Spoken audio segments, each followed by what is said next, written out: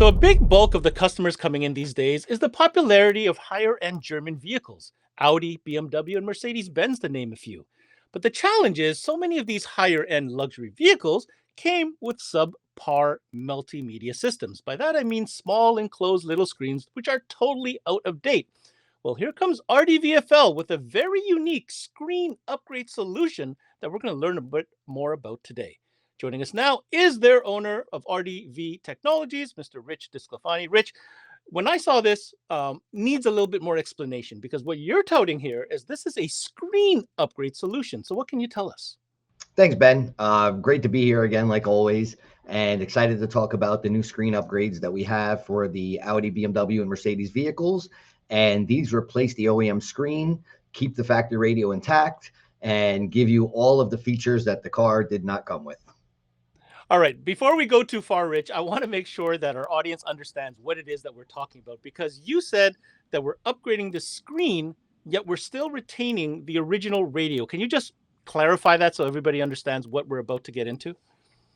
Yeah, absolutely. So basically, we have come up with a solution that allows you to remove the factory screen, put our screen in place, retain all of the factory radio features, use the factory radio through the new screen, retaining all of the OEM controls. And then it gives you the ability to have a touchscreen, which most of the cars that we're upgrading didn't come with. And it gives you the ability to use the knob control from the car not only to control the factory radio through the new screen, but you can also use the knob or the touch screen to control all of the new screen features. So really, really cool solution. So I'll tell you what I really like about what you're saying here is, a lot of people are somewhat hesitant to upgrade their multimedia system sometimes because of functionality, but also the loss of that factory kind of feel when it comes to controlling, the different things that are going on in your center console. But what you're saying is you're not changing the radio. All you're doing is you're upgrading the interface, which is the screen getting larger. So I can imagine now in different cars, maybe there's some trim pieces involved. So let's talk about these three that we mentioned here: Audi, BMW, and Mercedes. And I know you want to talk about a specific one with Audi because it's pretty cool. But before we get that, there are different models. So if you go to the rdvfl.com website, you'll notice that each type of vehicle has more than one model. And that breaks down not only to size difference, but also operating system. So break that down for us, Rich. Yeah, so what we decided to do is we decided to introduce two different operating systems to basically provide the customers with the ability to choose between two feature sets. Both are touchscreen. The smaller screen option is a Linux-based operating system. So essentially, it's more simplistic. There's less features. It's wireless CarPlay, wireless Android Auto, front and rear camera inputs, and you get phone mirroring.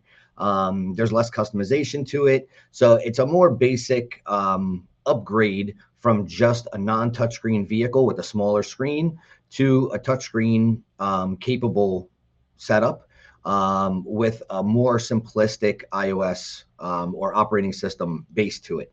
Option number two is a larger screen and then the first touchscreen, and it has an Android operating system. So this gives you the ability to download video streaming apps, YouTube, Hulu, Netflix. You have internet connection, gives you much more customizable options as far as the layout and different things you can do with it. So it's a much more feature-rich and feature-set screen upgrade over the Linux-based operating system. The Android also lets you use a SIM card and allows you to use built-in apps and built-in maps and stuff. And if you don't even want to use your phone, you essentially have an Android tablet as your new screen. All right. So if we understand correctly, depending on your needs, maybe you don't need all the fancy, video and Hulu and all that stuff, and you just want a bigger screen that you rightfully deserve in a luxury vehicle like the ones we're talking about. You can go with the Linux version. If you want all the fancy bells and whistles and want to have all that interface, then you upgrade to the Android version. Now, I have a question, Rich. When it comes to the control, so here I have my base, radio with the knobs and everything, and then I have my screen up here. What works, how, and what am I supposed to press to get something done? Yeah, so basically the factory controls, the knob that's on the console or the dash, depending on the vehicle, will control both the factory radio as it had before you put the new screen in, and it will also control all of the features in the new screen as well. Oh, So the screen actually has two different ways that you could control it.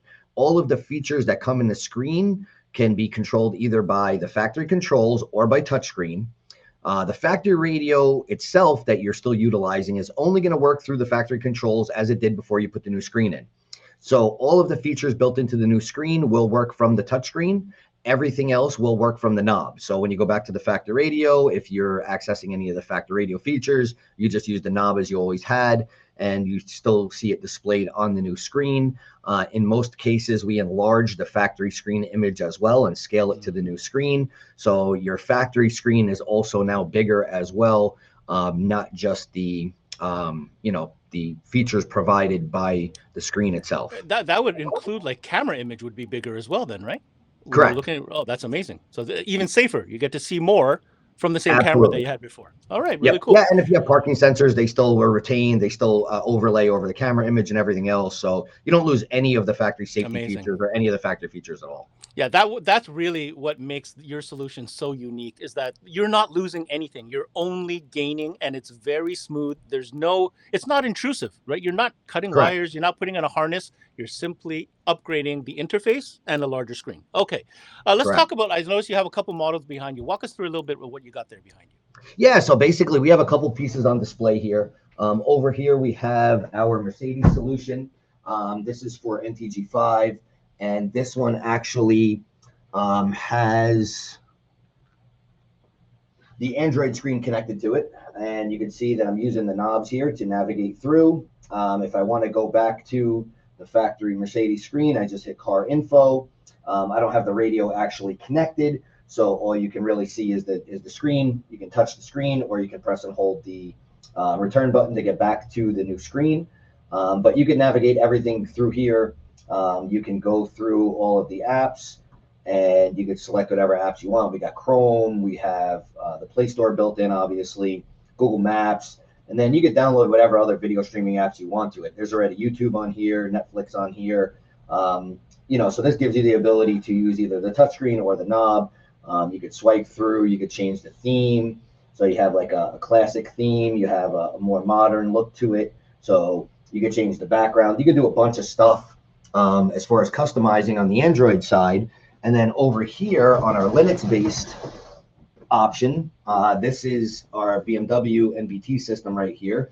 So again, you can see that you can navigate everything through the knob control here, or you could use the touchscreen. And then if you go to your apps here, you can see all of the other options. You have USB input, obviously Bluetooth streaming, front view camera that you can force on anytime. You have AirPlay and mirroring for Android. And you could use the knob or the touchscreen. So this is a little more simplistic. You can change the background colors on here if you want to match the color of the vehicle.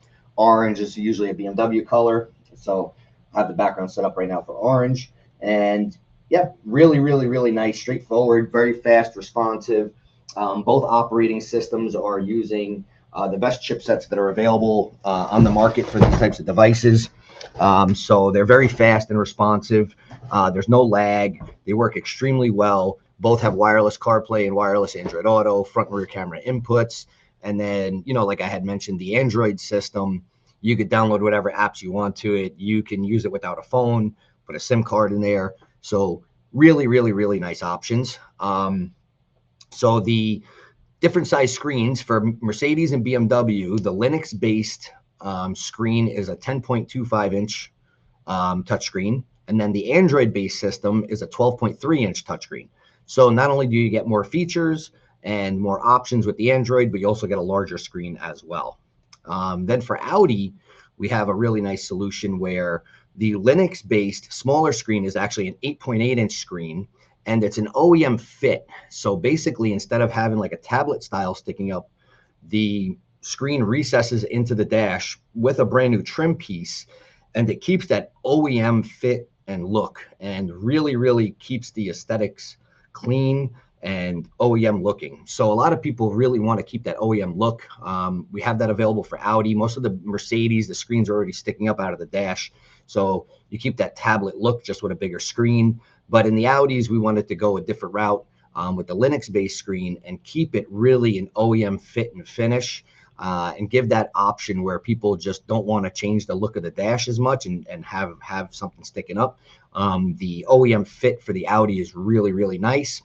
And then if they do want the Android and they want the extra features, they go with the 10.25-inch Android for the Audis, and that will give them the floating tablet style screen, not the recessed OEM look.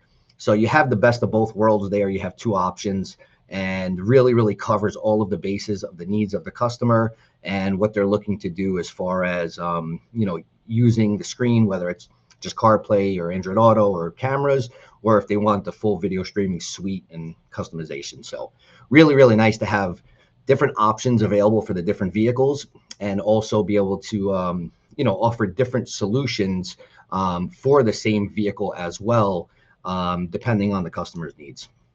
Well, Rich, thank you for walking us through. I love the fact that there's two different options, both in size as well as operating and feature set. I think the OEM is definitely for a certain type of customer, but other ones just want the bigger screen. So you have that option as well. Last thing I want to mention here, the screens. These things do they fall under that classic 3-year warranty that you've been offering for your electronics? Yes, absolutely. All of the screens, both the Android, the Linux, the OEM Fit, all of them have a 3-year warranty, as well as all of our other products pretty much have a 3-year warranty also. Fantastic. Okay, last question. When are these available, and where should people go to get more info? So they're available now. Pretty much they're all in stock for all the different trim levels, for all of the different options as far as Linux or Android. And you can find them at rdvfl.com or any one of our distributors.